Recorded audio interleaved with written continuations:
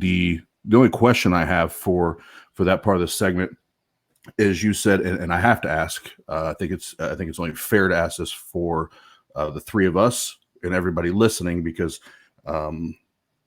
this is a bold claim for a Christian to, especially skeptics and atheists.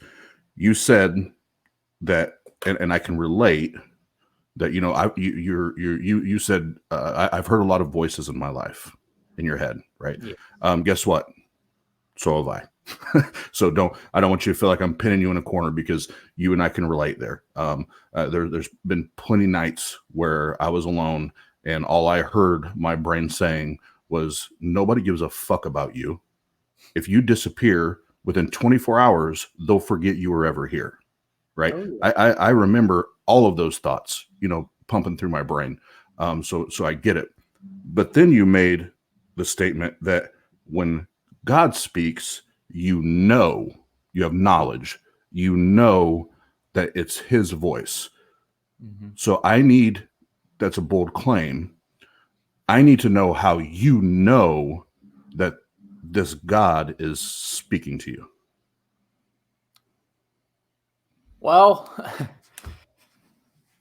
like I said, when he spoke to me, it was unlike anything I'd heard before.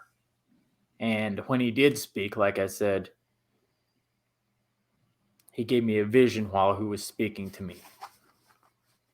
Looked like an angel.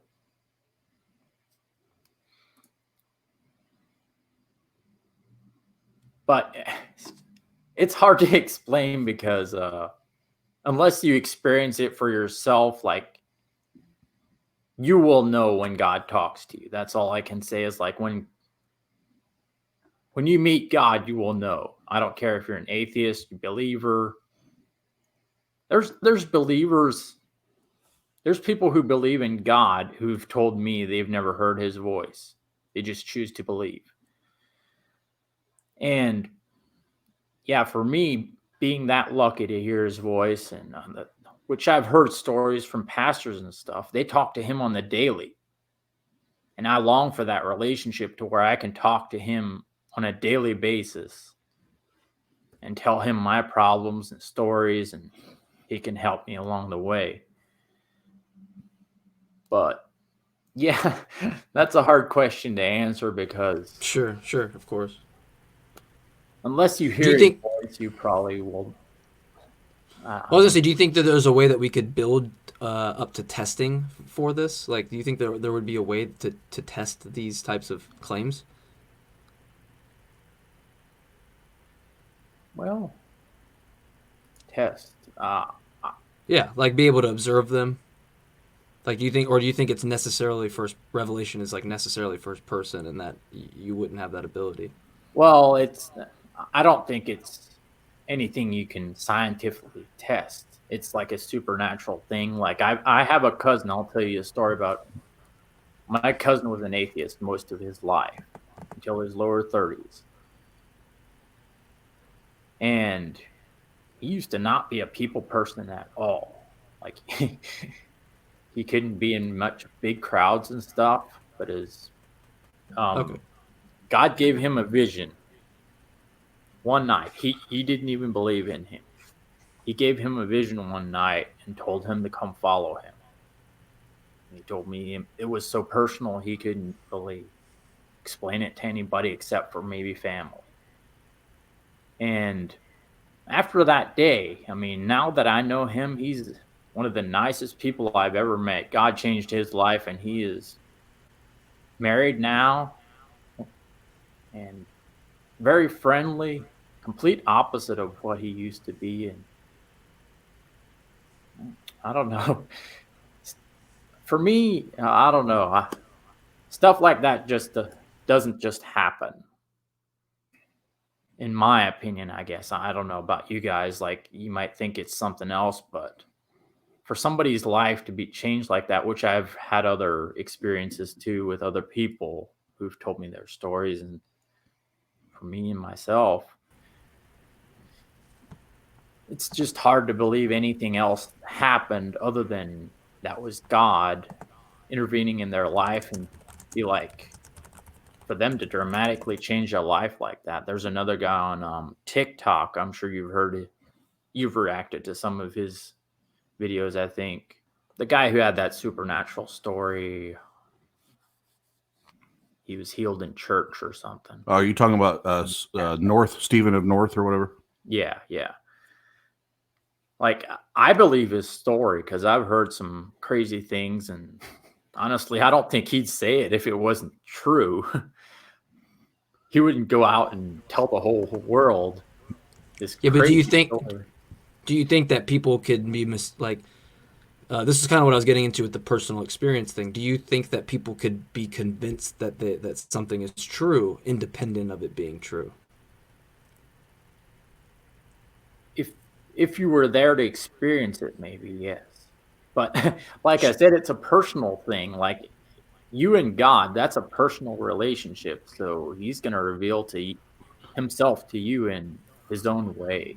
Okay, so Jerry, there's a religious quote unquote figure or whatever on TikTok right now, and he claims that he is the Messiah 2.0 or whatever. So but you just said about Stephen North, he wouldn't get up and say it if it wasn't true. So that must mean that what the Messiah is saying must be true as well. No, he's telling his story. Stephen North is telling his story, but so's the Messiah. So's the Messiah. He's claiming to be the Messiah. And he's claiming that he saw all these healings. He experienced them. He said he's claiming it. Were you there? No. Okay, so that's what I'm saying. That's a claim. There's no evidence. And remember, Jerry, you and I have talked a little bit. You know, I grew up in the evangelical church with slinging oil and people getting healed and getting out of wheelchairs, which then you come to find out that it was all set and they got paid by the pastor to do the shit, you know. So when somebody makes a claim that there's a supernatural movement or event, we need some evidence to support that claim. So to tie this back, I want to go back to the original question. How do you know that a God is speaking to you? And if there is, which God is it? How do you know it's the Bible God? What if it's some God that we've not even discovered yet?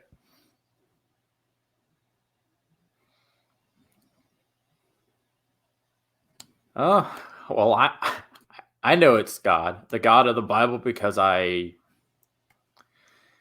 read the Bible and I believe in the God of the Bible.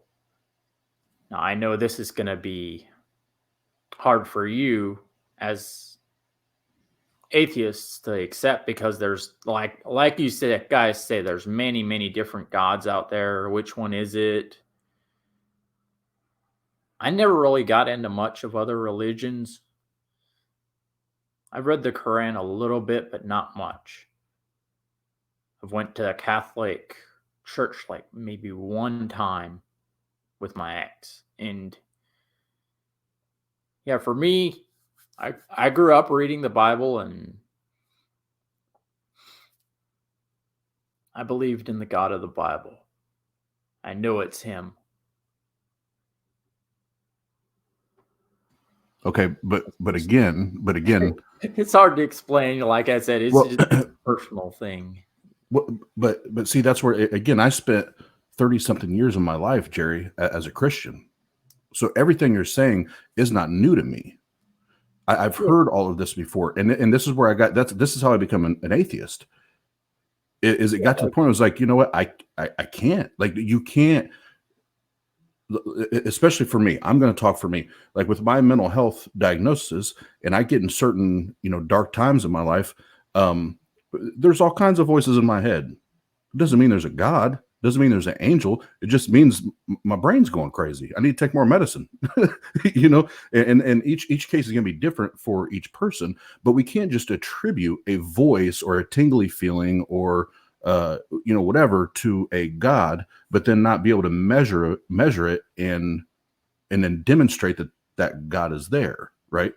So that's what I'm asking you. And I promise you, I'm not trying to be a dick, but this is what it comes down to is you made a claim that it's fact for you. It's factual that you heard the voice of God. So if you're claiming it as fact, we have to support it with evidence. Because according to the Bible, it's your job to quote unquote preach this gospel. Well, how can you convince anybody to believe in something that you can't demonstrate?